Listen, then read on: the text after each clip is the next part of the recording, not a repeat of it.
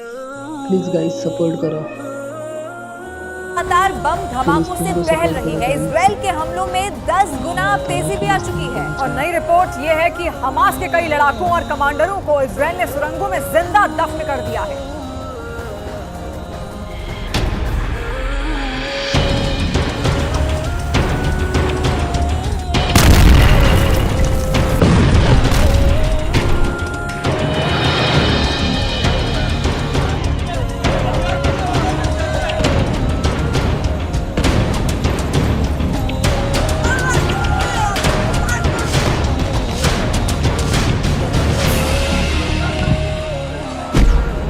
Gaza पट्टी में operation all out शुरू।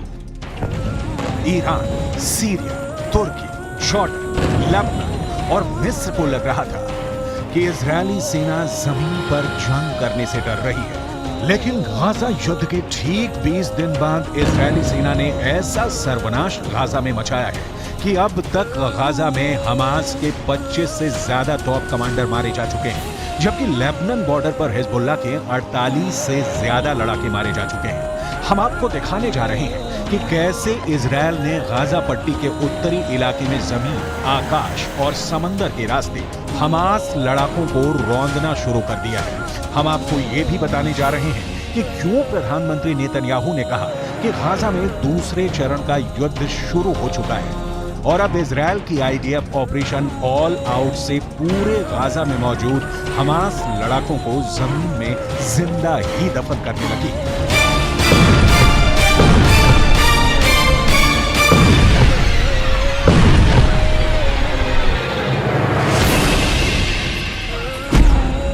जिंदा दफन कर दिए गए हमास कमांडर।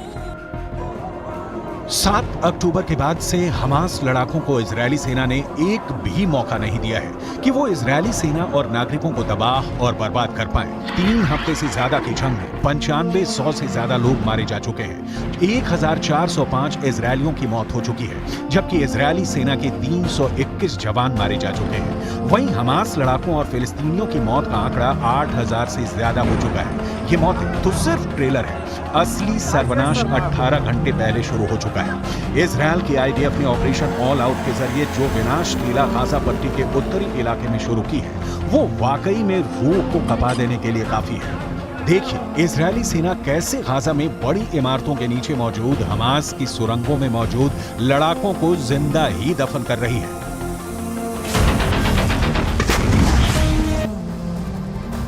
देखिए, दावा तो ये भी किया जा रहा है कि इजराइल ऑपरेशन ऑल आउट शुरू कर चुका है, जिसमें हमास को घेरकर मारा भी जा रहा है। नेतन्याहू की सेना की पूरी प्लानिंग में सुरंग में ही घेरकर हमास के आतंकियों को मारने की ये पूरी प्लानिंग सामने आई।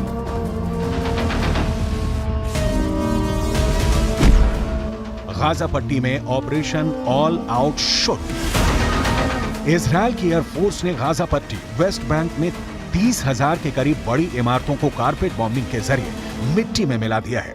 आईडीएफ के दावों के मुताबिक इमारतों के नीचे मौजूद हमास की सुरंगों में मौजूद हमास लड़ाके जिंदा ही दफन होने लगे हैं। जैसे इजरायल के F-16 और F-35 फाइटर जेट बम और मिसाइलों से इमारतें उड़ाई जा रही हैं, वैसे इमारतों के नीचे मौजूद सुरंगों पर बिल्डिंग का मलबा कब्र बनकर गिर रहा है। हमास के सामने दिक्कत यह है कि अगर वो सुरंग से बाहर आते हैं तो इजरायली सेना पिन पॉइंट से सीधे बम उस पर दाग देगी, और अगर वो सुरंग में रहते हैं तो तबाह इमारतों के नीचे मौजूद सुरंगें मलबे में दब रही हैं। आईडीएफ के मुताबिक अब सुरंगों में मौजूद कम से कम हमास के 25 टॉप कमांडर और उनके पूरे परिवार मारे जा चुके हैं, जबकि 500 के करीब हमास लड़ाके जिंदा ही सुरंगों में दफन हो चुके हैं, जो अब कभी भी सुरंगों से बाहर नहीं निकल पाएंगे।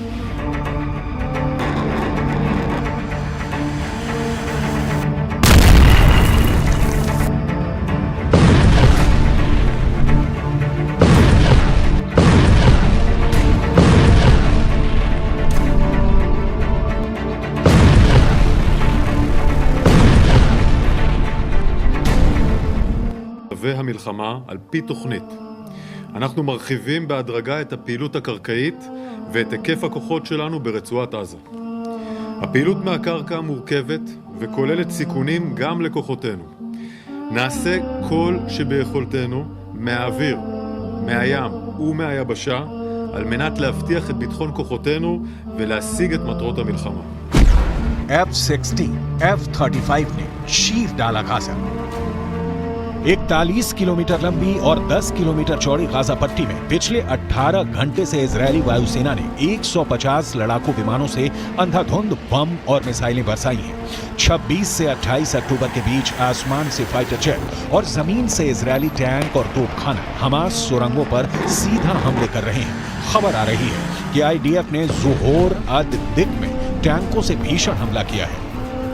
इसके अलावा गाजा सिटी, अल जदीदा, रीमान, शाती रिफ्यूजी कैंप, जबालिया पर टैंकों, तो बख्तरबंद रॉकेट से इजराइल ने कम से कम 800 हमले किए हैं। इजराइल के F-16 और F-35 फाइटर जेट ने गाजा को लगभग चीर डाला है। तबाह इमारतें और मलबे से लाशें निकालते फिलिस्तीनी लोगों को इजराइल के ट्रिपल अटैक का सामना करना पड़ रहा है।